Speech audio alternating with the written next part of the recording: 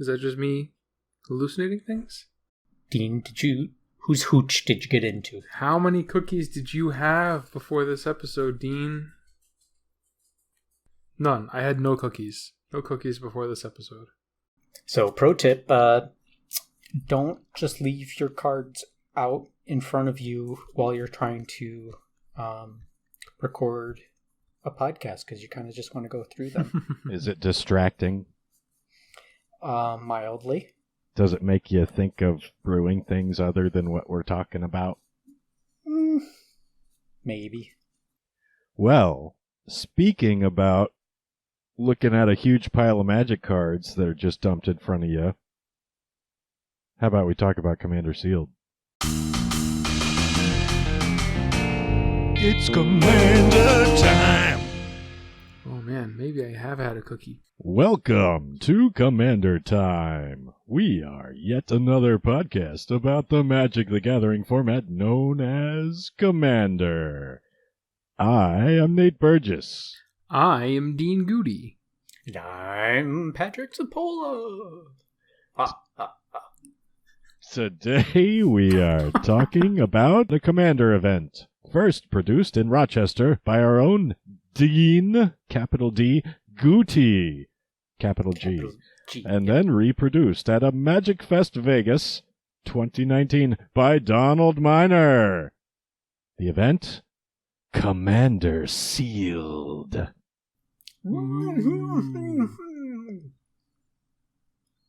Get it? Because I'm sealed behind something. I get it. Like Amontillado, like Montresor. Yeah. That's a Poe reference. But first, speaking of Vegas, Patrick and Nate went there. It was neat. And we streamed some on MTG Lexicon. Yeah, that was a load of fun. I kind of want to do it again, but, California is several hours away. Yeah. Unlike for Nate, who gets to do that all the time, because he's a cool guy who gets to do those types of things. So you should go follow MTG Lexicon, and you get to see Nate play games sometimes. Yeah, about once a month. I'll show up. Nice. The main topic. All right, so the main topic. Commander Sealed. Dean, the challenge is, how do you design an event where every player who shows up, they open 15 booster packs? Is 15 the right number? Who knows? That's a question that we need to ask. But they open 15 booster packs, and whatever random crap they pull out, they need to end up with a playable Commander deck. Yeah. How do you do that? Well, I'm actually counting. I'm counting the sets now feverishly. I think it was, yeah. Anyway, we'll get back to the number later. So you basically just have kind of a real interest in designing quirky formats and playing, I guess I would almost call it like tournament level Magic, but with pre-con level decks that aren't actually pre-cons. That's sort of the jumping off point for the idea of the event. And then you plan a lot and you talk to a lot of people and you say, hey, do you think this sounds like a good idea? How would I implement this? And I don't know, you kind of mash all the different ideas together and you come up with something like this event. Okay, so you've done this before. You had a birthday celebration in Rochester this past year. Yes, that's right. In August. And how did that event go? What did you learn from that event? So I learned that I got a lot of the fundamentals right, but that the timing was a little bit off. I needed to tweak the time allotments for things like trading and deck building and sleeving, which is usually a thing in Sealed, but not to the extent of sleeving up a full 100-card deck. Right. So those were my biggest takeaways, were to sort of fix my timing, and also to tweak my pool of commanders, which is something we can talk about. Let's time out. Time out. we need to back up there and like what the heck is Commander Sealed? Yeah. Yeah, like you're going into all these details, Dean, but we need more hard hitting facts. What like is Commander Sealed when you like put a commander deck in some Saran wrap? Nope. And then or maybe we put a commander deck inside of seal? No. Like a seafaring mammal and No, we have to do this for each player, so That would be a lot of seals. That would be a lot of seals. 36 That of would be way them. too many seals. Okay, so a player shows up at this event, and then what Yes. happens? They're handed a pile of booster packs, Yes. and then the clock is ticking. Rip them all open. Yeah. Look at all your boosters. You sort them all into your color piles. Then what happens? So then I gave a little bit of time for people to kind of acclimate to their pool, and then we had a trading time, which wait, hold up, Dean. What do you do with all the cards in the first place? You're jumping ahead to the nitty gritty. I thought I had it down. Okay. What do you mean? What do you do with those cards? You open them you're up. looking at your pool. Yes. So you have a pile of cards. How do you decide what commander to build and which? Okay, suppose you don't pull that many legendary creatures. Then what happens? Are you just screwed? Well, all right. Hold on. Let me go all the way back to the beginning because Patrick asked a very good question. What is Commander Sealed? So Commander Sealed is the marriage of Commander, the constructed format Commander, and Sealed, the limited event where you open the packs up and you build your deck. And I think we already covered that, where you get the pile of booster packs and you open them up. Okay, so now if you don't get both Commander and Sealed. Yes. Yeah. So no seals were harmed in the making of this format. So yeah, you open your packs. For this event, we had 4, 10. Yeah, it was 15 packs. Everybody got 15 packs. No 2 packs from the same set. Mm. And then we opened them up. If there were no commanders, no legendary creatures in the packs. Well, actually, okay. Everyone was guaranteed to get at least one legendary creature because there was a pack of Dominaria in everybody's sealed pool. If that commander was unplayable, then the house had the event had a pool of commanders that you could select from. Neat. And I picked these sort of based on a desire to let people play in the colors that their pool most wanted to play. But I didn't want it to be like, this commander is so good that I'm just going to not build a commander that I open and choose something that's just better than it. So I tried to choose things that were playable, but not like must build around, if that makes sense. Yep, that makes sense. Yeah. But wait a second, Dean. Yes. 15 is a lot of packs. It is. And sealed decks are 40 card decks. What's the deal with this? That's way more cards than you need for 40 card deck. Well, sealed just means the boosters are sealed and you don't know what's in them. Right. Yeah, this is complete Commander. With these packs, you build a 100 card deck that is singleton. So there's no doubling up like an ordinary sealed. That sounds quite difficult. It was, but also it was a lot of fun. It kind of scratches a lot of different itches. It scratches the brewing itch. It scratches the, this is what my collection is, and I'm going to build something out of this itch, if that's a thing that you guys identify with. It is. Yeah. And I don't know, the new deck itch, the high-level play itch, it had a lot going for it, I felt like. Jock itch? Yeah? No. Not that one. Any more questions about that process? Opening packs and building decks? Well, question about how did you choose the house commanders so that they were decent enough to maybe choose, but not awesome enough to be too awesome? Sure. So I wanted to choose things that were, as I said, playable, but not like first pick or even second pick necessarily. So I went with sort of what I feel like is just sort of the exact mid-level for a commander, which were the Planar Chaos and Invasion ally and enemy wedge and shard dragons. So like Ooh, like Oros the Avenger. like Oros the Avenger, yes. And Intet the Dreamer. Or is what's that the Abzan one? That one was incredibly popular. Teneb, Teneb. the Harvester. Teneb. Yes, Teneb the Harvester. So I went with those for my wedge and shards. I did two commanders per color combination. So all of those dragons, and then I chose some other ones. And I picked commanders based on what packs people were getting. I wanted to include commanders that were not available in packs. I didn't want anybody to feel like, I cracked this cool commander in my sealed pool, so I'm going to build it. And somebody else said, well, I didn't crack that commander in my sealed pool, but I'm just going to go take it out of the house pool, and we'll have the same deck. I wanted people to have a little bit of like a, I got this and nobody else can get it because it was in my sealed pool kind of a thing. Okay. Mm-hmm. Yeah, so that was my rule for that. And then I did put in some other ones. For Teamer, it was Intet, and I did Surrak Dragonclaw, because he is super expensive. He costs 5 mana. He's not going to break the format at 5 mana. Since Teneb was centered around reanimating, I wanted a little bit of a foil to that. So I put in Anafenza the Foremost, which she actually turned out to be maybe a little too good just because of her cost reduction, or just because she was so cheap. Yeah.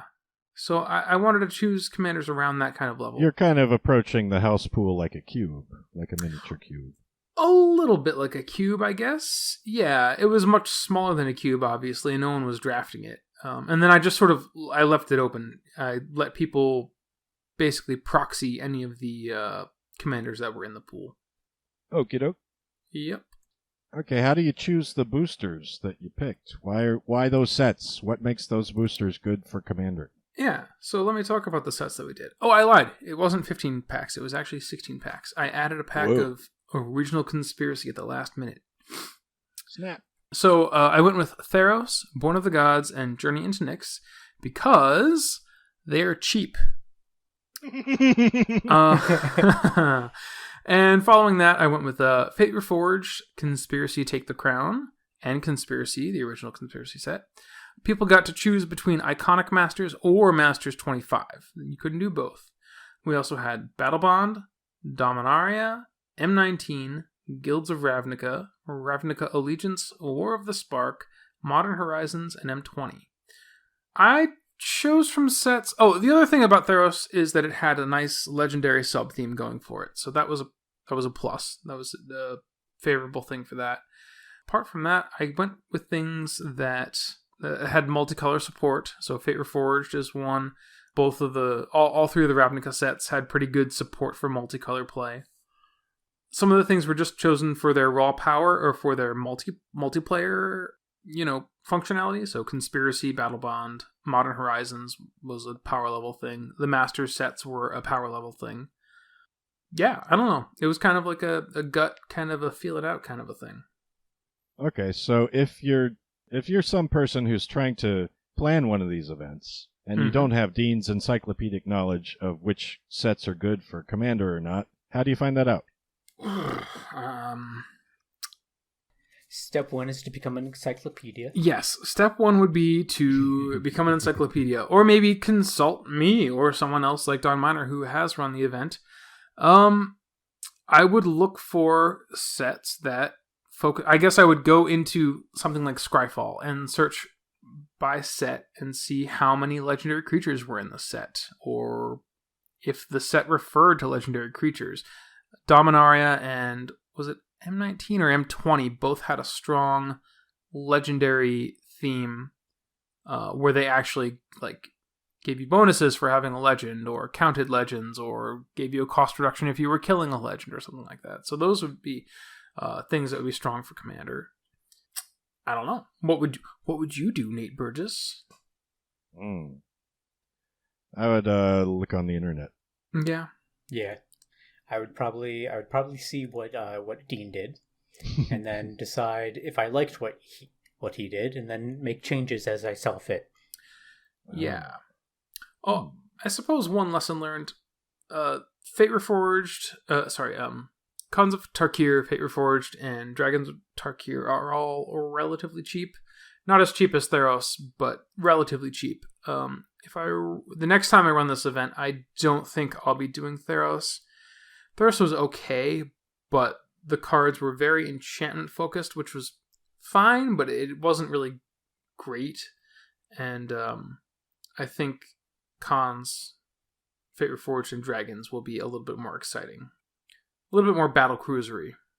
So after having actually done it, my thought is that you want to have about half your packs to be a set that focus more on either like monocolor or more average draft set, where there are a lot of monocolor creatures and spells and only maybe a couple splashes, and then maybe another half that do a lot more support and encouragement for the mana fixing.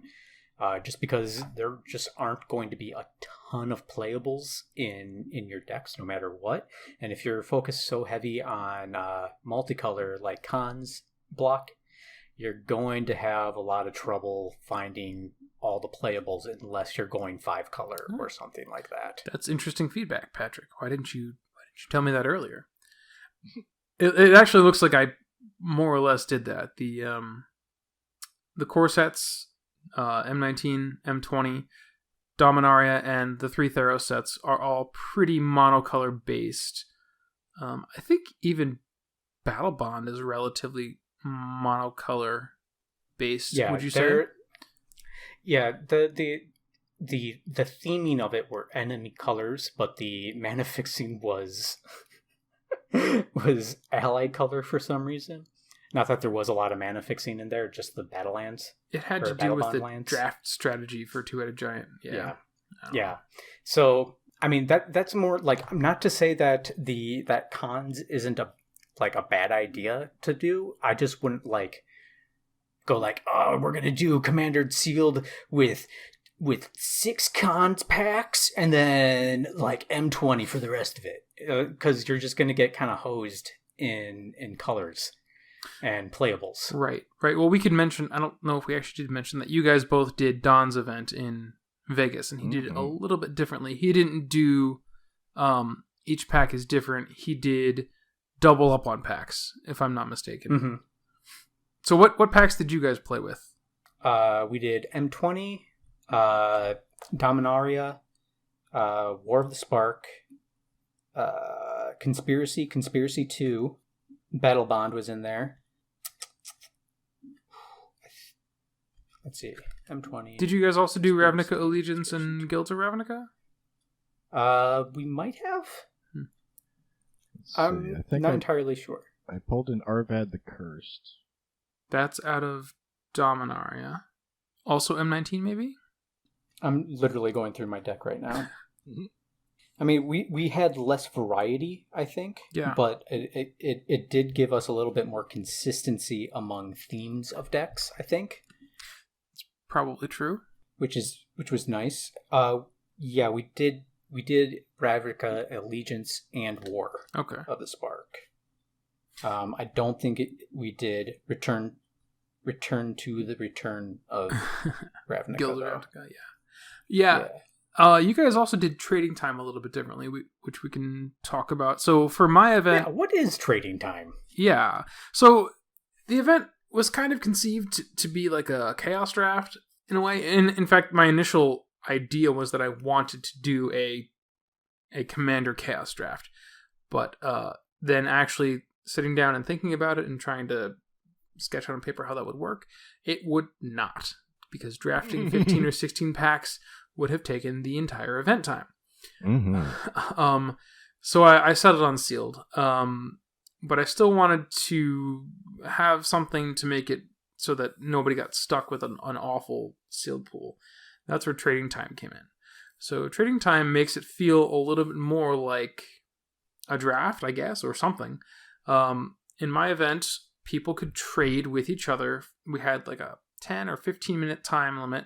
So it wasn't like you could sit down and trade and tune your deck to the ground, but you could trade quickly and try to fill in some slots and make up some holes. and that was free for all. You could trade with anybody in the whole event. And when you guys played, Don tried something a little bit different than that.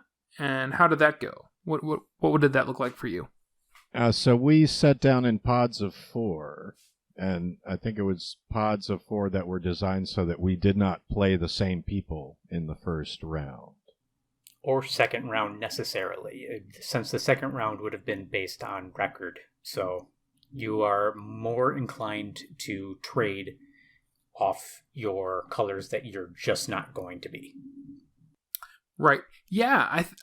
So from what I understand, trading worked considerably different for you guys, where people just took, they were in Naya or whatever, and they just took all their black cards and all their blue cards and said, here, I'll give you all my blue cards for all of your green cards, basically. Yep, that's what I did. Yep. Yeah. I did the same thing. But yeah, that kind of inherently makes it really hard to play a monocolor deck. Does it? Couldn't you just trade all your red cards for the green cards, all your blue cards for somebody else's green cards? Well, you would need to luck into a pod where everybody else isn't playing your color. Yep. That's true. For one thing. And that there isn't going to be too many overlapping colors among the other 3. Because then they're going to be fighting for whatever your piles are. And if there's fighting for your piles, you're less likely to get just like the straight, pile that you're looking for. I mean, at my table, there was just nobody who wasn't in white, for instance. Interesting. Yeah. So I think you'd need larger trading pods, like trading pods of 8. How large were your pods? 4? 4. Yeah, that's quite small. 4. And the building time and the trading time were the same thing. So as you were building, you could trade as much as you wanted, and build at the same time. And it felt very hectic. But if you identified what colors you were in early, you could really make it work for you. Yeah, I think you needed a little more time, but I think, just sitting down at the same table and not having to pick everything up and move to another trading session is convenient. Did you guys have an hour altogether to do trades and deck building? That was the original intent, but nobody was done after an hour. Okay. So an hour and a half? Yeah, that sounds comfortable. Yeah. Well, I was asking how long did you guys gone. push? Was it an hour and 15 you ended up with, or what? I think it was like an hour and 20. Mm-hmm. Like, I think the last of us were just finishing sleeving at that point. But, like, it felt very... It was like, it's the kind of tightness that you would expect from a professional pre-release event. Yeah, like a pre-release event where you basically feel like you could get a deck together, but you're not 100% sure if you have the best version of the deck or anything like that. Which is pretty much where the event wants to be. Yeah. Yeah. All right. So the house commanders were also done differently in that he randomly picked groups of commanders for each player to use independently. Yeah, I think he ran an algorithm, right? And he basically assigned, you got like a pack of commanders, basically. Yeah. Yep. Everybody was assigned 15 commanders, and the restrictions were they're not the 15% most popular and the 15% least popular. So they're not going to be those two. After talking with Don about it, I think we came to the conclusion that we should also remove pre-con commanders from that list. Yeah, as well. maybe. Yeah. My point is that one of my commanders that I could have gone with is the Scarecrow, the 5-color Scarecrow. Reaper King. Reaper King. Yeah, Reaper King, where I could literally play any color combination I wanted to, because it didn't matter. But my inclination is that with the pre-con commanders, they're intentionally meant to be in the command zone, and that inherently gives them a power.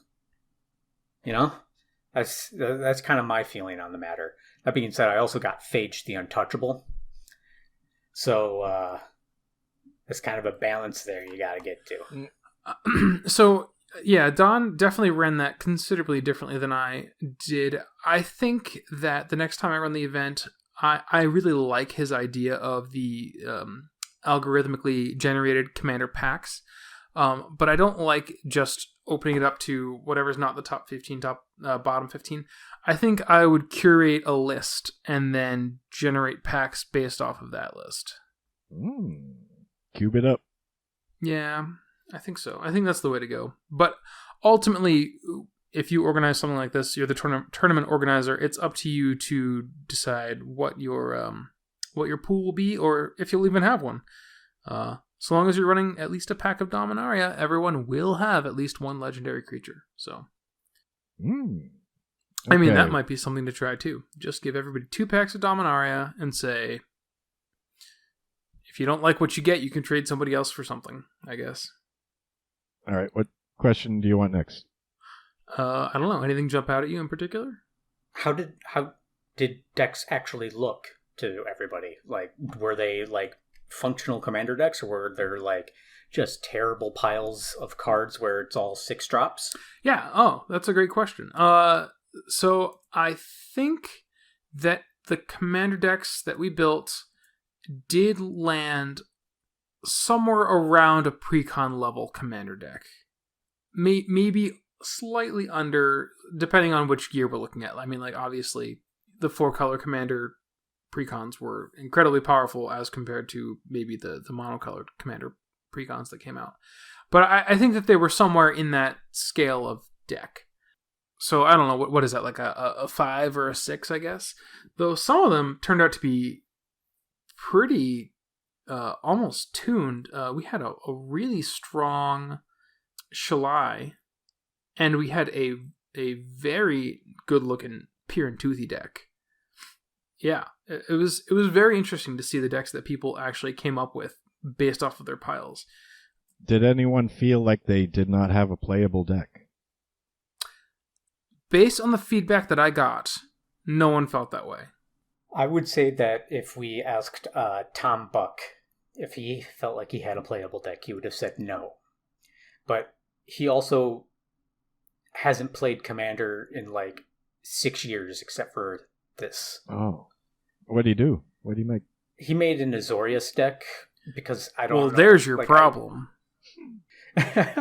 Like, I think he felt extremely overwhelmed by it. Interesting. Because I think he just didn't know how to build a deck. It is not something that you should go in not knowing how to build a commander deck. That's true. This event is sort of more geared towards somebody who knows how to brew a deck. Right. Yeah. And it helps if you've had experience at a pre-release. Yes. Yep. It's a similar experience. Similar timing, too. We did have a trend that we noticed where a large portion of the decks were running green. The worst commander color. Yes. Likes it. Yes. It's useless in the format. We can edit this out, but I'm going to count these decks real quick. We had 36 players total at the event, which is a pretty good size event. And then I had a pretty decent number of people actually give me their deck lists. So let me just take a quick peek here. I'm going to count these, and Nate is going to edit me out counting these because it's going to take me like at least 30 seconds. So I've got 7, 1, 2, 3, 4, 12, 5, 6, 7, 33, 8, 9, 10, 11, 12, 13, 14, 14, 15, 16, 17, 20, 18, 19, 20, 11, 21, 22, 23, 16, 26, 27, 28, 29, 24, 30, 31, 32, 33, 33. So it looks like I got 33. about 33 decks out of 36 decks. And of those decks, 1, 2, 3, 4, 5, 6, 7, 8, 9, 18, 10, 11, 12, 19, 13, 14, 15, 16, 32, 17, 18, 21, 19, 100, 22, 20, 21, 26, 22, 23, 24, 24, 25, 26. 25, 26 out of 33 decks are running green. 33, 34, 15, 35, 75. 36. So yeah, 26 decks out of 33 are running green. Wow. So it would make it hard to play mono green. Yes. And 18 decks out of 33 submitted deck lists were running a house pool commander as opposed to something that they had cracked in their sealed pool. So the numbers go down there, which is nice. So about half. Roughly half, yeah. I think ideally I would like to see maybe 2/3 of the decks be running commanders that were cracked in the packs. Just because otherwise you kind of run up against a lot of the same decks, and that doesn't seem interesting to me. You'd need a larger house pool then. Also, the house pools that we had, 1/3 of them were monocolor creatures, so... Yeah, that's... See, okay, did anybody at your event run monocolor? No, there's just no way you could run mono. I agree. My house pool didn't even have any monocolor commanders available. I don't think it's I don't think it's viable. It just doesn't seem like a thing you could do. We did have a couple of 2-color decks. We had more than a couple. Let's see. I'm gonna count again. Bear with me. 9, 1, 2, 7, 6, 13, 7, 8, 11, 9. 5. Okay. All right. So 9, out 4, of the 33 decks submitted, we had 4 2-color decks, and the rest were 3+. 3. We did have a first sliver 5-color deck, and we also 1, had a 5-color. Joda 4. 5-color deck. 5-color. 6. 5 color. 4 color. 7, 3 color. Nate, you're horrible. Guild. Mono. Wait, why don't we call it bicolored? They call corn bicolored. I don't know. Because when that terminology was developed, I think there was still a lot of stigma about bisexual people, maybe? Ooh. Well, I mean, there's still stigma about having mono. Okay. Yep. Definitely that. Yep. I mean, I'm sticking by this. Yeah. Yep, Patrick, if you've got mono, I'm not coming near you. I've had mono once. It was not fun. So yeah, and then how long did Don give you guys to finish up your games? We had hour-long rounds, and then on whoever's turn it was for the hour. Havoc Festival. Yes, Havoc Festival would hit. Emblem for the table, not for a player. So well, that's what Havoc Festival is. Well, usually when there's an emblem, it goes to a particular person. Yeah, it's not an enchantment that anyone can get rid of. It's the table has it. Y'all get Right. Havoc Festival. Right. And whoever's turn it is, you get half your life. Well, Bam. What is Havoc Festival? So Havoc Festival is an enchantment out of the Return to Ravnica block. It's 4 black, red, but that's not important because nobody's ever casting it in this particular setting. And it says players can't gain life. And it says at the beginning of each player's upkeep, that player loses half their life rounded up. So this is something that I injected into the event because I was very unhappy with how going to time works in typical Commander games or multiplayer games in general, which is just that when time is called, there are 3 more turns, and then whoever has the highest life total wins. I think that's pretty dumb because life doesn't necessarily mean that you're in a really good winning position. So yeah, I said, hey, let's just make the table finish the game in a timely manner by dropping a Havoc Festival on them. I like it. Yeah, it's definitely fun and gimmicky, I guess.